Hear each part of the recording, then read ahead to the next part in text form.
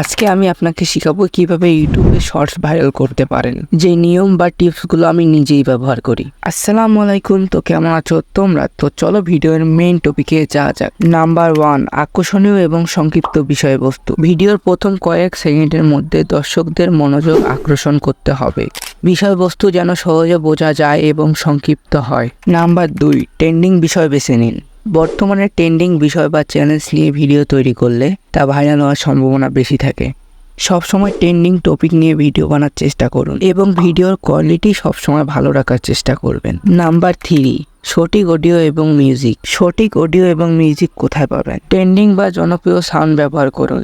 ইউটিউবে থাকা audio library থেকে মিউজিক সিলেক্ট করতে পারেন, যা আপনার ভিডিও সহজে ভাইরাল করে দেবে। নাম্বার 4, ভিউয়ার্সদের সাথে ইন্টারেক্ট করুন। আপনার ভিউয়ার্সদেরকে প্রশ্ন করুন এবং মন্তব্যের প্রতিক্রিয়া দিন এবং তাদেরকে ভিডিও শেয়ার করতে উৎসাহিত করুন।